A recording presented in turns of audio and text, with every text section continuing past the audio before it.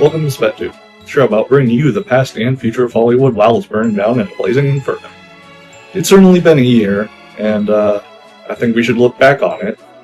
But first, let's look forward to the future of this year, because there's going to be a lot of movies that I'm going to be looking forward to. It was hard to narrow it down, but here's my top 5. Number 5, Supergirl. We got a trailer for this movie back in December, and a first look at Lobo in a 30-second clip.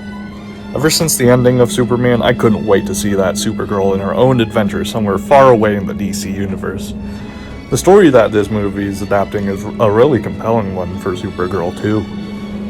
I'm a little skeptical of the look that this movie's going for. It looks kinda drab, unlike the Woman of Tomorrow comic. Jason Momoa as Lobo is a dream come true for everyone, including him. I mean, just look at him. He's killing it.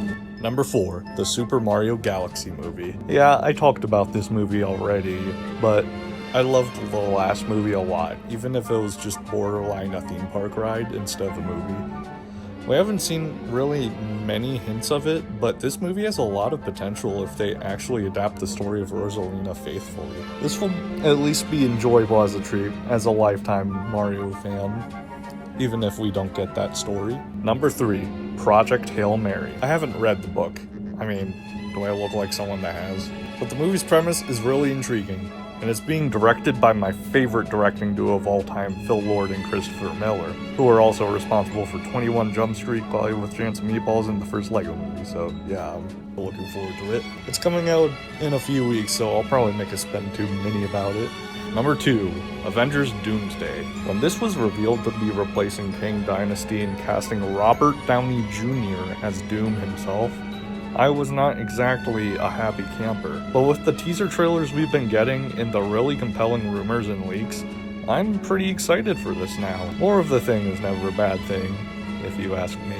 Number 1, Coyote vs. Acme. I've talked about this movie 2 times before, and my excitement for this movie has only grown since. We still haven't gotten the trailer, unless this video comes out and they release it, like certain other movies and casting announcements. But since it's a smaller budget studio that has the rights to this movie, I don't imagine the trailer will come out until it's a lot closer to the release. We haven't had any updates since Comic-Con, so I have no reason to believe that they'll put that out anytime within the next 2 months or so. Those are the movies that are going to be coming out this year. But one more thing before we move on to the actual ranking. I've missed a lot of movies, so here's my honorable mentions. I'm certain BenTube will kill me for this. I still haven't seen Mickey 17. Thunderbolts was probably the most loved Marvel movie of the year, and I haven't seen that. Captain America Brave New World is Captain America Brave New World. F1 got a really shocking Best Picture nomination. I heard it's good,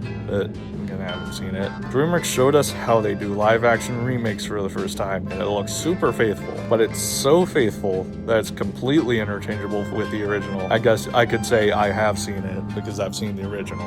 And Smurfs, the movie that made $1 Smurf-billion.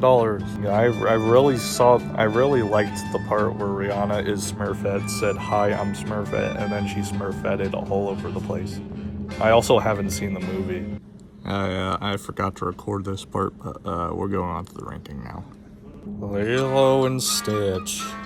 Lilo and Stitch is probably the most disappointing movie of the year. Was I expecting a masterpiece? No, but I was expecting a nice family film that respects the original movie, but ultimately tries to be its own thing. And I'd be lying if I didn't say that it didn't try to be different.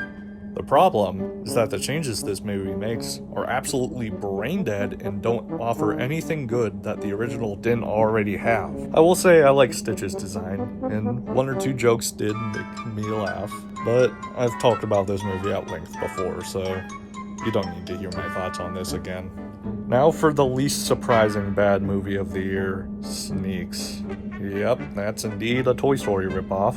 But maybe the most surprising thing about this movie is the villain. He's really generic and has no presence, and his motivation as a villain is completely unexplained, but he's still the best part of it. Other than that, there's not much to say about it that I haven't already said before. Oh, a Minecraft movie. I have a question for you guys. Are we gonna remember anything about this movie other than Chicken Jockey in the next few years? I don't think we will. I watched this a few months after it came out, and absolutely nothing stuck out in my mind. I just really wish they made an animated movie instead, and try to treat Minecraft with a little more respect, like it deserves. That's all I ask, and also more Jason Momoa. I like that. After the Sandy Cheeks movie, my expectations for the Plankton movie were pretty low, but I was surprised. It's actually pretty decent. I wouldn't call it good. A lot of the movie is just SpongeBob being annoying, with Plankton trying to retrace his past and win back the heart of his computer wife, which is at the heart of the movie. Sharon and Plankton are so well written in this movie. I appreciate that they're willing to disregard the canon of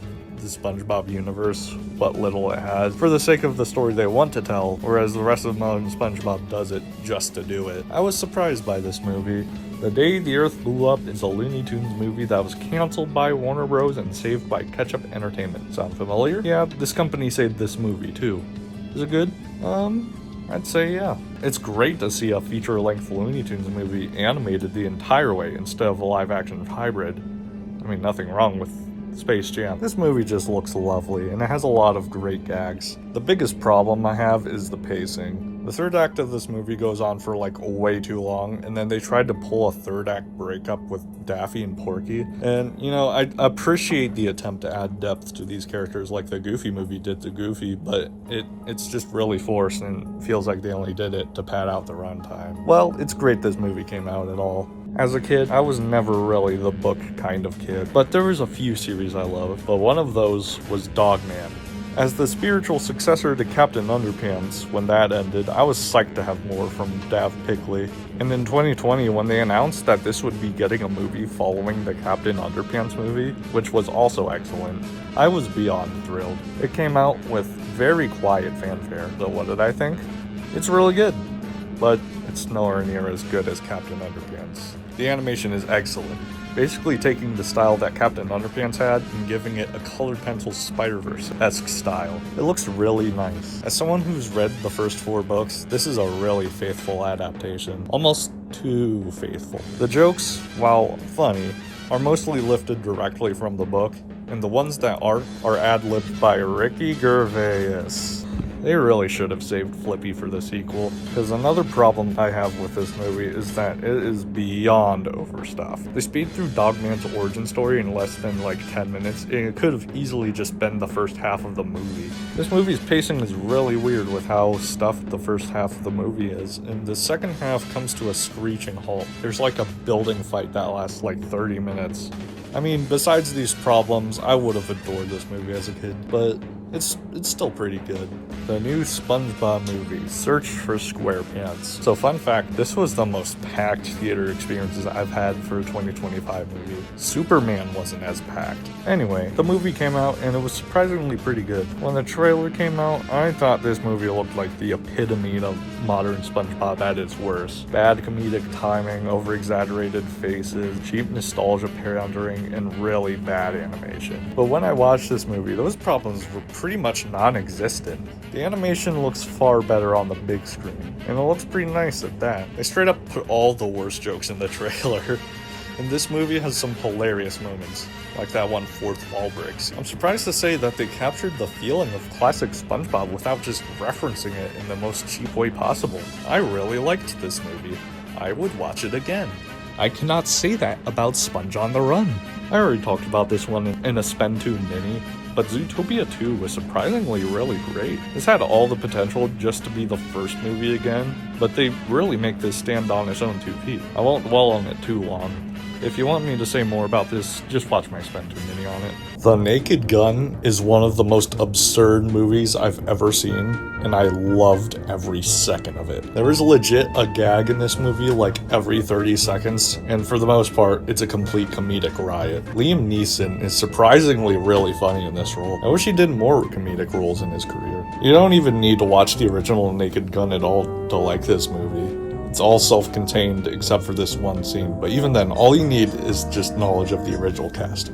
Please watch this. I am not going to say any more for your sake. In other territories, this movie technically came out in 2024, but it released in the United States last year, so I'm going to talk about it anyway. Wallace and Gromit, Vengeance Most Foul. This is Wallace and Gromit at their best, conquering a very contemporary topic, AI. What better medium to tell an anti-AI, pro-human story than stop motion? It's very clear that Aardman really pulled out all the stops for this. This is excellent. You should watch it. It's on Netflix. Whenever you see an original movie come out and be a success, it's always satisfying. When you actually watch it and it's worth the hype, that's even more satisfying. Sinners is so freaking good. This is such a visually striking movie with its lighting, setting, and costumes. Throwing vampires into the mix? Oh yeah. This is a really weird movie to explain in a review, but it all comes together if you actually watch it. Check this movie out if you can. Last year, there was one movie to set Netflix ablaze. K-pop Demon Hunters. Not a lot to say about this movie that hasn't already been said. If you've seen this, you know exactly why it's good.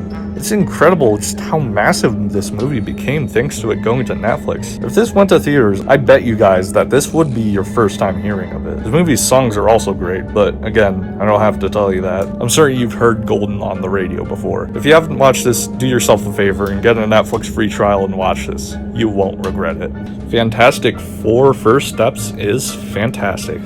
Nope, we're not doing this again. Well, if you want my thoughts, just watch my Spen 2 mini on this, not to waste any time. And finally, at number 1, we have Superman. What an amazing start to the DCU. The action, the acting, the costumes. Ooh, this movie's so good. I'm so happy that Superman is finally in the right hands and can live as the character was supposed to be. No more evil Superman now, he's shining as the hoe he should be.